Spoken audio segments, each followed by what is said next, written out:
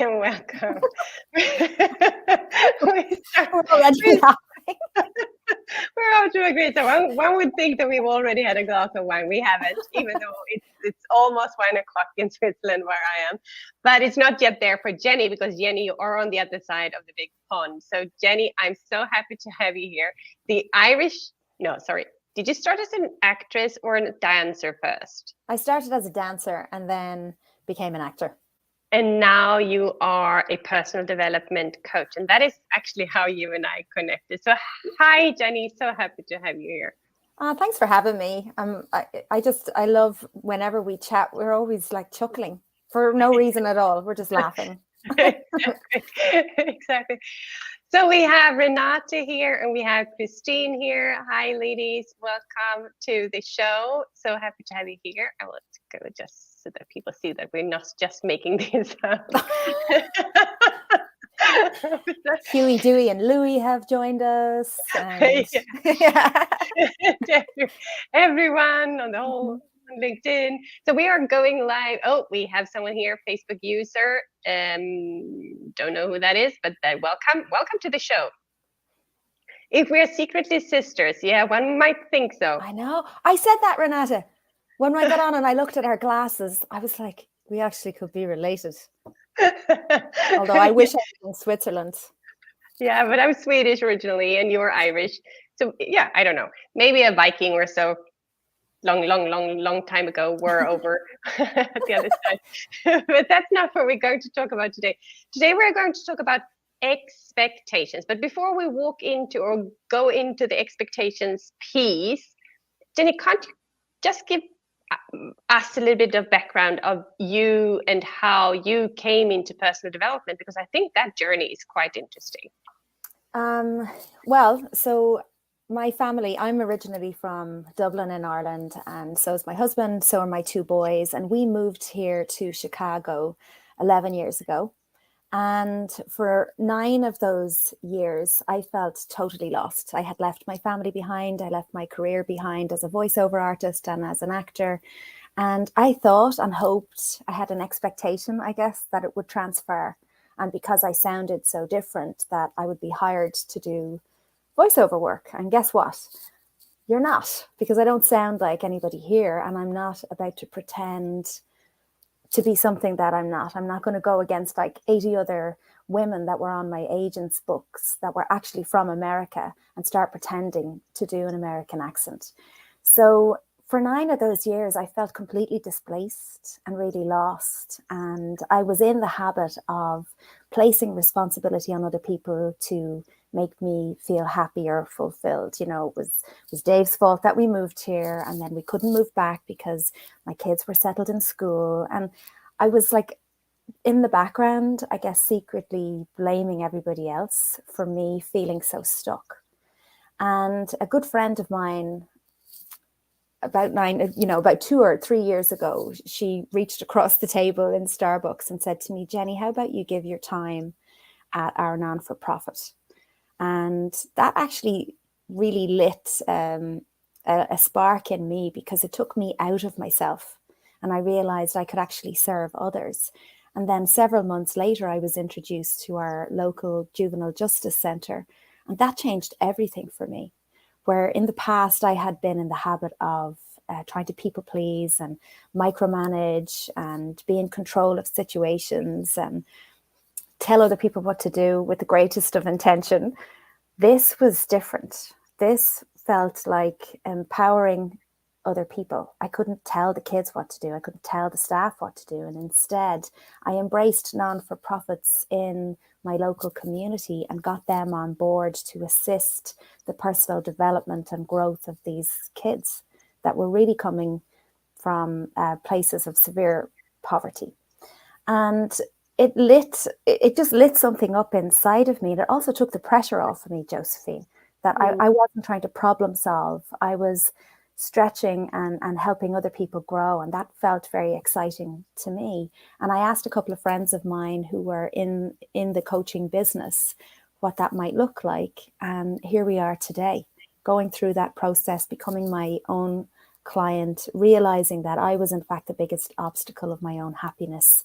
I was choosing to stay stuck and play the blame game, and learning to let that go was so liberating. And here we are today, and now I'm chatting to you. Yeah.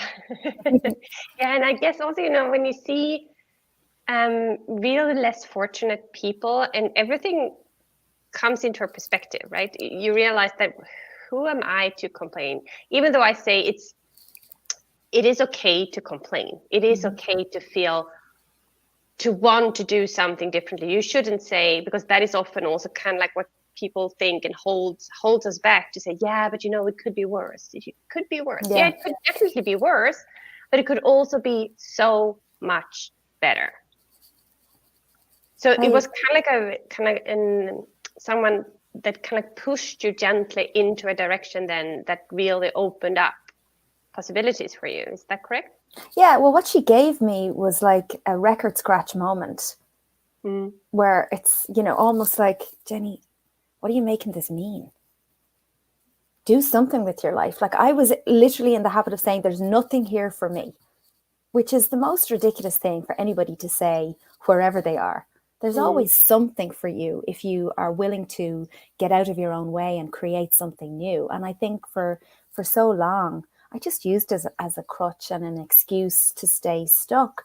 And truthfully, I was really quite scared of what might happen if I accepted the fact that I now live in America.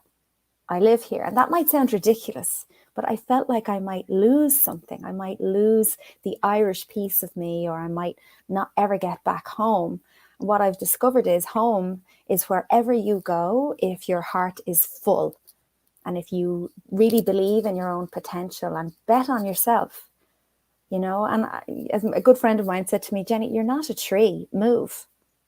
I was like, well, I don't know how to do that, but you learn and putting your trust and faith. Like, if you find somebody in your network, and there's so many people on LinkedIn, like, there's really no reason for us to stay stuck where we are if we're unhappy. There's plenty of people who want to help and support your growth.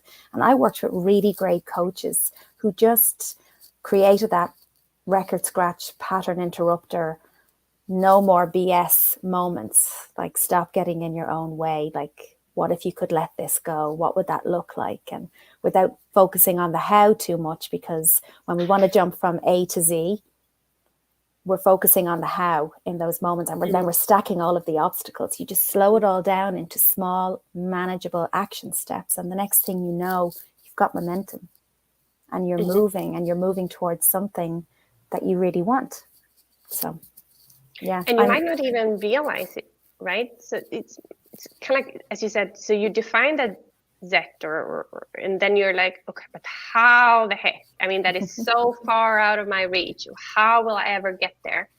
And then I think you start moving, and that might shift a little bit. I'm not now talking about purpose or stuff like that, but it might shift a little bit, and the path towards it will shift too, because there are things that open up that we weren't even aware of would open up when we started that journey. I mean, you and I wouldn't be here if you hadn't accepted that role back then, and if I hadn't quit my job, we wouldn't have met.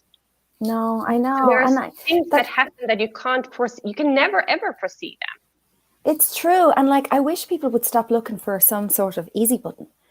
Like, everybody wants to be fast tracked to something amazing, like right now. But actually jumping from A to Z and trying to get to that, whatever that destination that you think you want to get to, you're missing all of the beauty of self-discovery. You're missing out on what actually might make you happy along the way. And to your point, yeah, it can change shape. And setting goals, like, I know people like to set 5-year goals, and that's a wonderful thing. But how about slowing it down and letting go of some like unrealistic expectation? For me, if I set a 5-year goal, it seems like it's really far away. I need like mini goals in the process. Like, what might happen in 12 weeks or 6 months? What does that look like?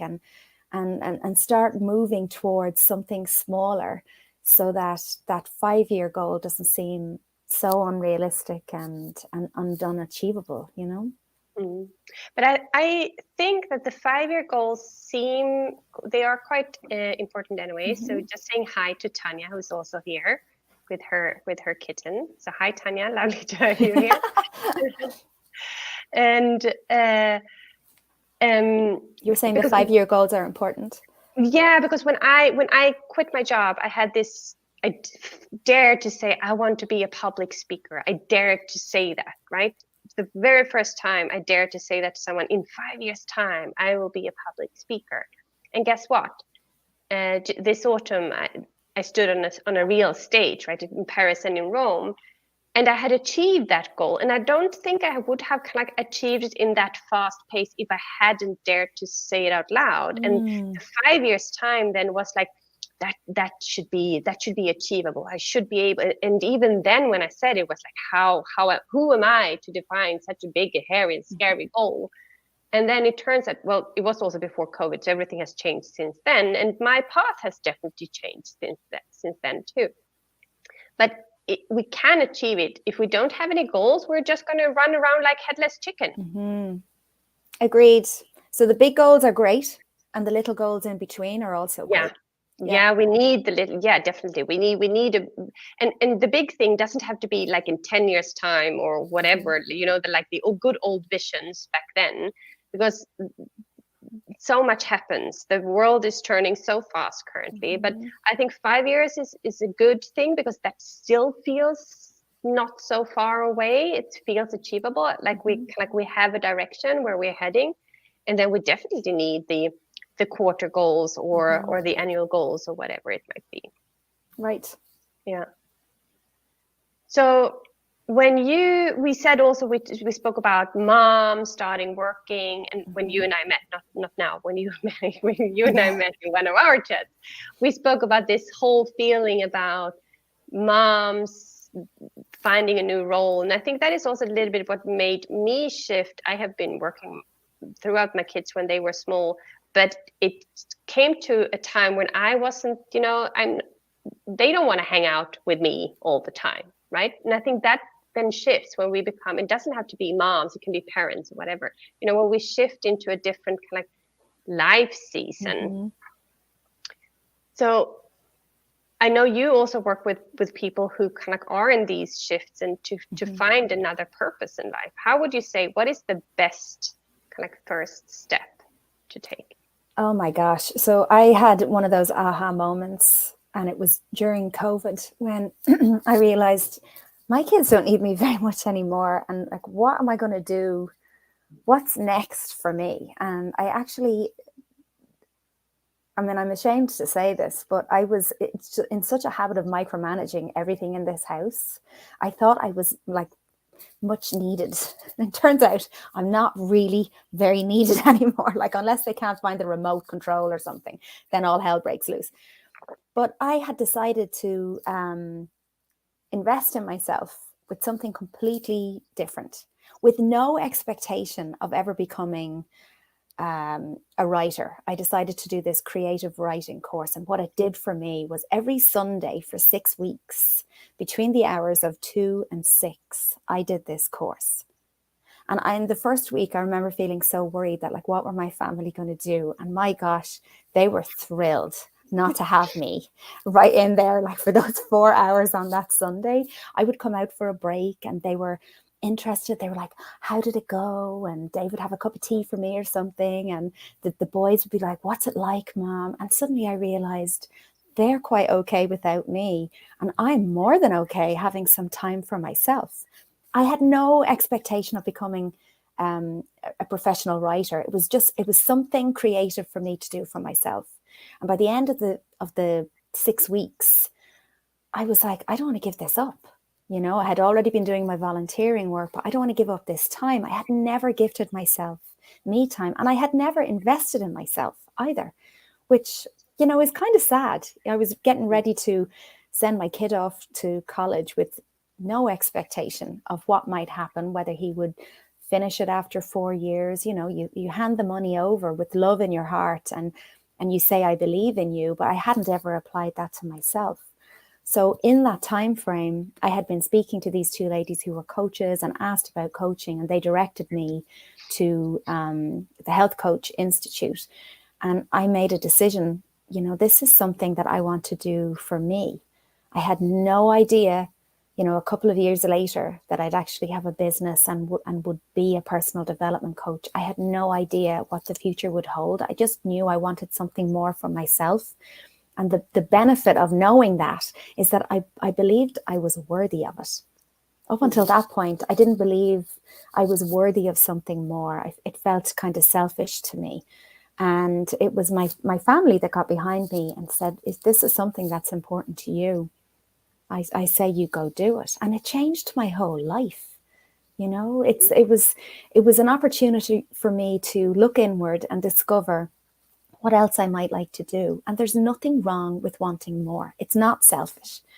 You're bringing out a new version of you. And the benefits of, to my family is that I was definitely a calmer, happier version of Jenny that they hadn't experienced very much of, because I was so stressed in the past. So it really did change everything. I feel like I'm going on some sort of a rant about how beautiful, how wonderful of an experience it was. It certainly didn't come without discomfort. There was lots of discomfort, Yeah. And I, again, with the coaching, I had zero expectation. And I know this whole call is geared toward expectation, but I had no expectation of what it would look like and how it would change my life. But through those first 6 months, what I realized was I was becoming a happier version of me. And I encourage anybody who is curious about looking inward and rediscovering the truth of who they are. What are you waiting for? Now is a great time. The best time is always now. So, yeah. So before I reply to your rant, you looking for a glass of wine now, Josephine? I already had. No, I'm just before I reply, I just want to invite those people who are on this call. Please send questions to us. If you have any questions, can be anything from Earth, because I also took a creative course actually, so it can be about creative writing if that's what you have a question about. But anyway, if you have any question, please pop them in the comments so that we can pick them up while I have the amazing Jenny here. But I actually also took a creative course in May, June 2019. And I agree with you. That was the first time in like 15 years that I had invested in myself, in something that I wanted to do, not my family, not with friends. Just me, myself, and I went to this event. I actually flew to Malaga and were there for a weekend with other people from different industries, different kind of like, there was a public speaker. He had a burn. He had been badly burned. He was a public speaker. There was this actress. There were other people, like normal people. But just seeing these other people having a little bit the same dreams, coming from different, not from the banking industry, which I came from there, but from different industries. And I remember in particular, there was this man, he was around 65 something, and he was so nervous because on the last day we were supposed to read out loud what we had written. We had gotten an assignment, and he was so nervous about that. And that for me was an eye-opener, that someone who should be a bit more experienced than I am, whenever he was doing something new and in an environment with people that you don't really know, that everyone feels discomfort and everyone is nervous about that. And that for me was such an experience, just to realize that I am not the only one with imposter syndrome or not feeling as if I'm, the right person at the right spot. So we have Tanya here with a comment. It's hard to make this first step and invest in your habit. I definitely agree. And I know, Tanya, you are one of those people too who has left a successful career and is now for a couple of years really pursuing what you want to pursue, helping others too. So that is really cool. So I agree with Tanya, because I hesitated. And I saw how much it was going to cost to invest in me. And what I did was I considered, like, over my lifetime, how much I had ever put into myself. And the truth was not very much. And how long was I going to wait until I said yes to myself? Mm-hmm. You know, and for me, I certainly had a scarcity mindset. I was constantly worried about what I might lose, how much things would cost. You know, what if I change and I don't belong with the group of people that I'm currently hanging out with? Or what if my family think something different of me because I am becoming a coach? Or I had that scarcity mindset. And when you can really look at things another way and ask yourself, right, forget about what I might lose, like, what might I gain from this? Mm-hmm. Or what's it costing me not to make a change? Like, I Mm-hmm. find that to be a very powerful question. What's it costing me not to do this? Well, the truth was, for me, it was costing me everything. If, you know, nothing was going to change unless something changed for me. And I was the one that was driving the bus of my life. So I could choose to put it in park, or I could choose to put it in first gear and slowly but surely create something new for myself. So I It's so, agree with Tanya. It can feel kind of scary to invest in yourself, but you're yeah, worth it. That's what I say. You're worthy of whatever it is that you want. You know, yeah. you're worthy of more. And it's so funny that you say you're a bus driver. I have a car, so your baggage is bigger. You have a bigger people in your bus, and I think it's okay. We have a car. We are the CEO of our lives, Mm-hmm. and the drivers of our car or bus or plane or whatever you Mm-hmm. want to ride, right? So Christine has a comment here too. You said, Jenny, that one of the difficulties you were confronted with was to think everyone was responsible. Do you believe the contrary? To feel responsible for everything could have the same effect? I need to read that I have again. to read that again, yeah. Yeah. One of the difficulties you were confronted with was to think everyone was responsible. So that you are responsible for everything, which you actually said that you were too. You were a micromanager. That Mm-hmm. every you had to kind of hold up the fortress to make sure that everything was right, and that probably they were fed and got their crackers on time. Crackers on And time. You know, the thing was, I had a problem using my voice. So I wasn't in the habit of asking for help. mm-hmm, So, you know, I would told myself these little stories like, well, it's not going to get done if I don't do it.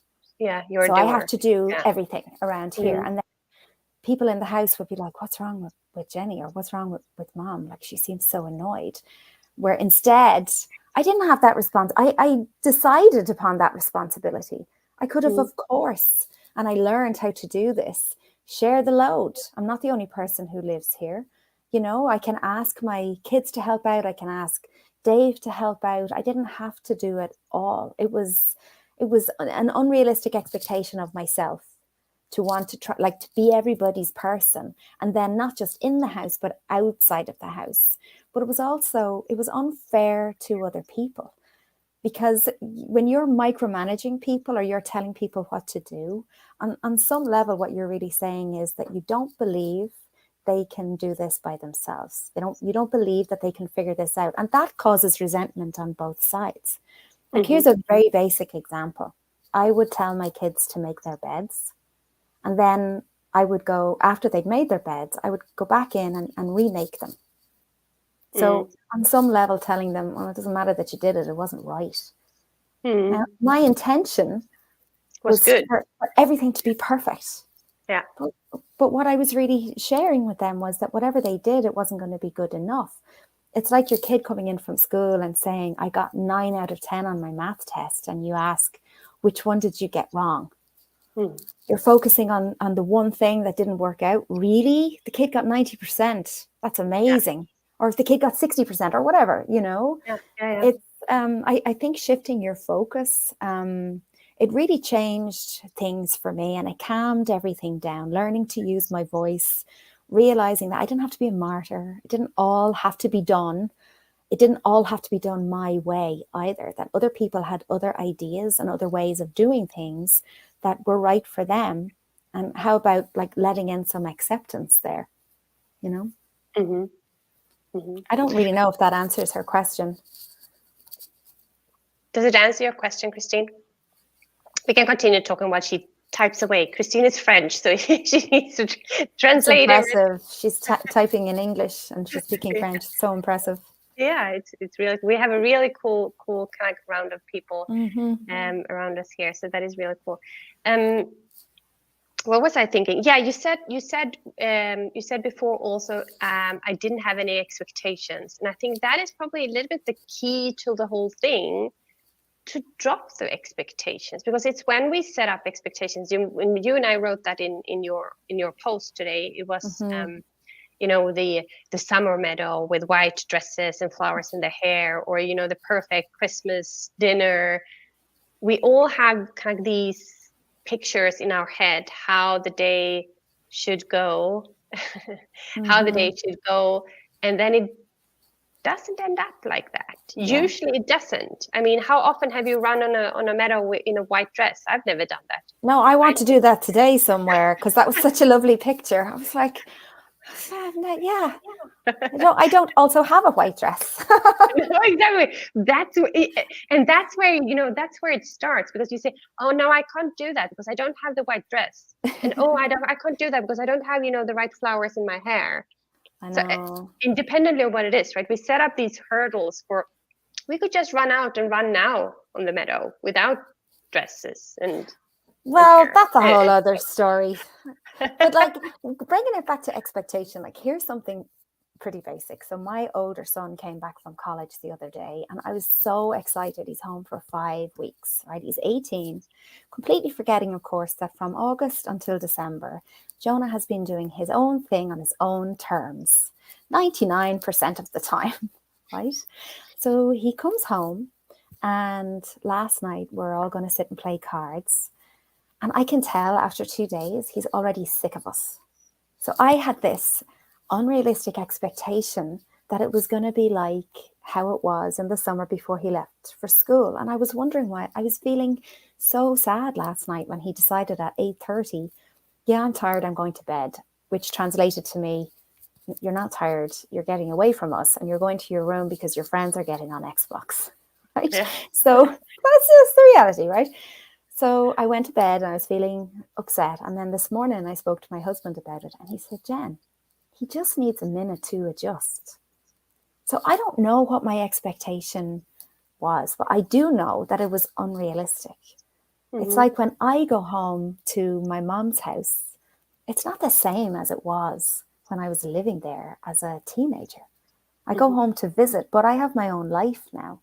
So sometimes slowing it down and letting go of that unrealistic expectation that something has to be a certain way according to what's in my head, like, it's quite liberating, because with those expectations come pressure.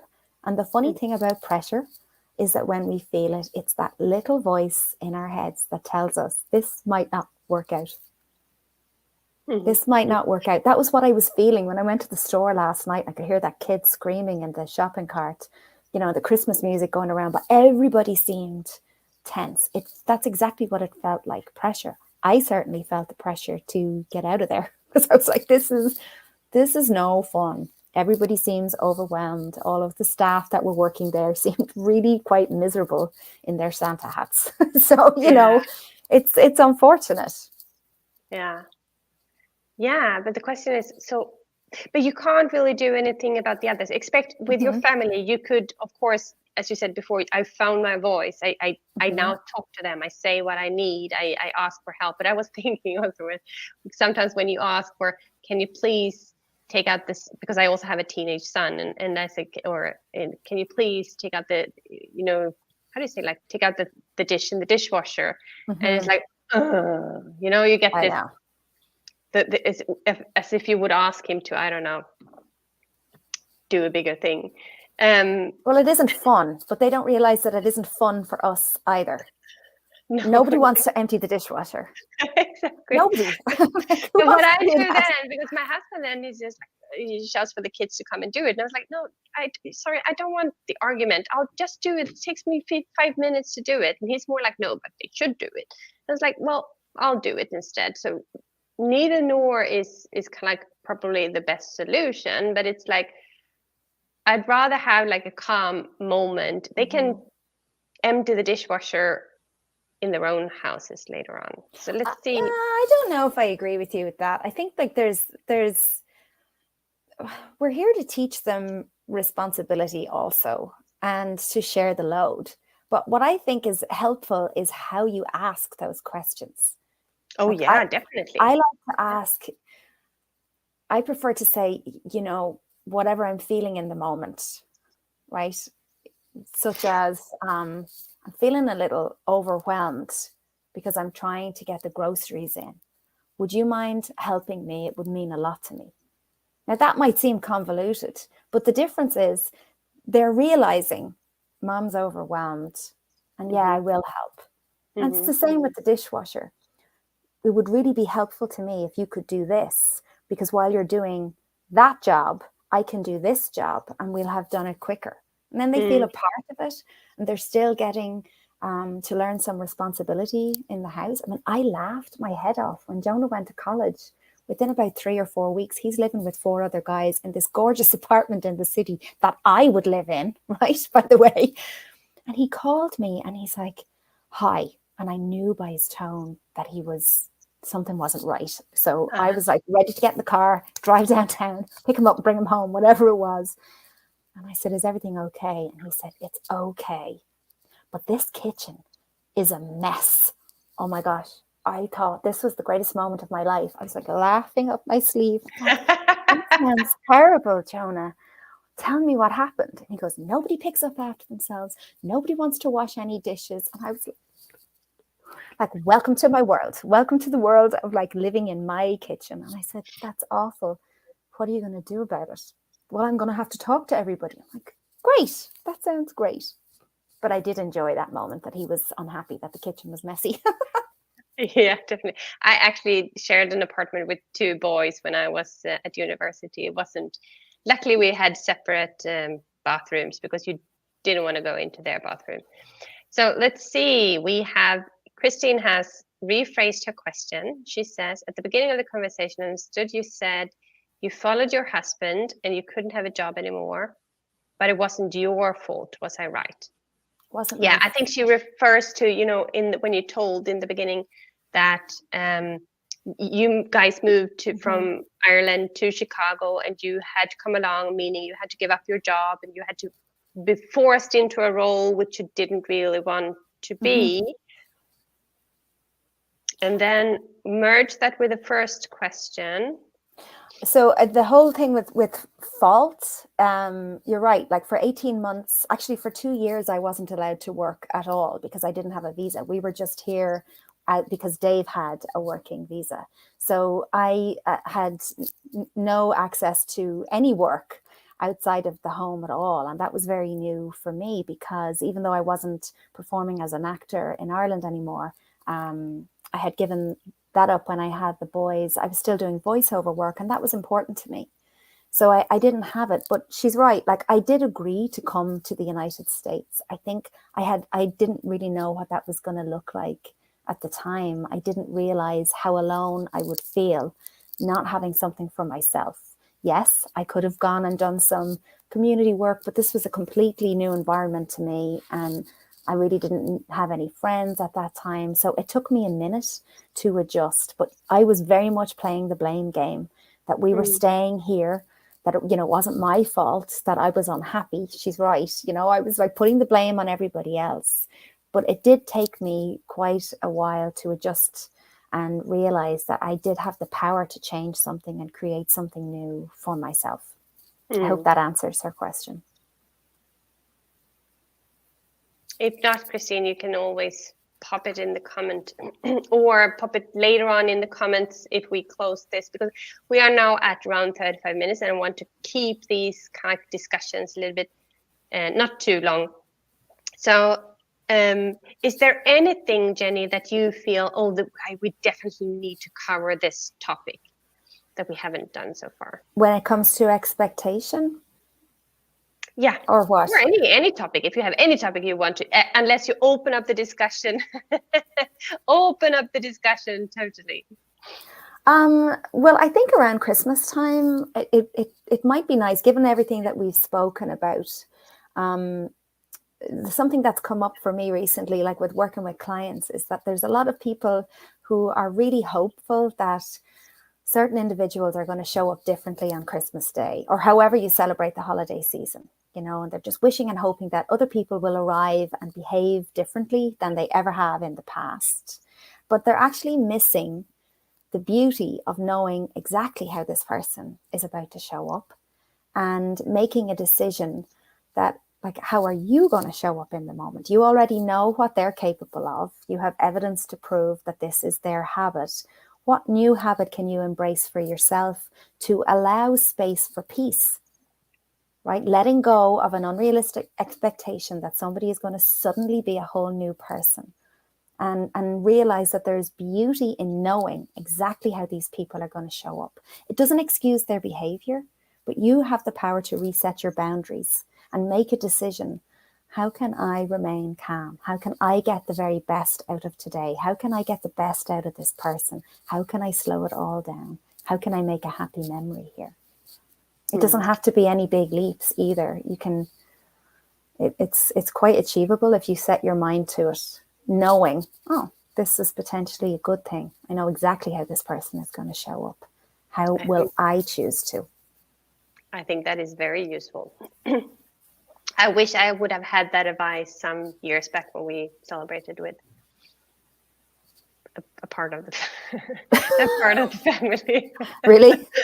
Yeah, I'm not going to name any names here. But it's not even family. It can be friends. We all have those friends that call. They suck all the air out of the room because they are in the habit of complaining, or they call to vent. Well, you know this because this is their habit. So before you pick up the phone, ask yourself, do I have the energy to give this person today? Or do I want to press pause and call them back when I do have the energy? You don't have to break ties with people and become a whole new different person, but you can say yes to yourself. I like to look at it like clearing clutter. What can I clear off my schedule today to make some time for me so that I can refocus my energy and give it to the people who matter to me the most? Because if you're getting off a call feeling depleted by somebody else, then what's left for the people that are closest to you? So I invite people to, don't be afraid to say no. Sometimes no just means not yet. If you don't pick up the phone to that person today, or you don't want to meet for coffee with that person today, it doesn't mean you'll never meet them again. You just get to choose a different day where you actually have the energy and the bandwidth to listen to whatever they have to tell you. Does that make sense? Yeah, definitely makes sense. And I actually used that kind of like explanation in a DM when someone DM'd me the other day asking for free advice or free support. And that is kind of like, it's also difficult to say no. But then I was like, yeah, but if I give you all that, I would have to say no to so many others. So that was actually a little bit freeing to actually say that. Thank you so much, but here are kind of like that. This is why I cannot do that. So I think that is a really good kind of closure of this chat, to say, okay, take this with you, independently if it's Christmas or Hanukkah or whatever it might be, or as you say, just a friend calling, that it is okay to have a break for you and to say, I'm not ready for this today. And if it's a kind of like family gathering or a gathering, to prepare yourself for, because as you say, you know how this person might show up, right? So don't be surprised about that. So I think that was amazing. Thank you so much, Jenny. Thank you for being here today. Thank you for everyone who has been listening to us today. If there are any person who wants to learn more from you, Jenny, how can they best connect with you? If they're on LinkedIn, they can DM me on LinkedIn to reach out. My website is jennymcoaching.com, and it's Jenny M Coaching all the way on Facebook and on Instagram as well. So any questions, I'd love to hear from you. Cool. Thank you so much. And my name is Josefine Warner. I am the host of this Josefine Meets series, and we are going to take a break for this series over the next like 2 weeks or so. We will be back in January. And I help former corporate professionals turned coaches to build and scale their businesses. So that is what I do. So if you want to connect with me, feel free to do that too. So thank you so much, Jenny. Thank you to everyone who was here today. And Merry Christmas. Merry Christmas. Goodbye, everybody. Bye.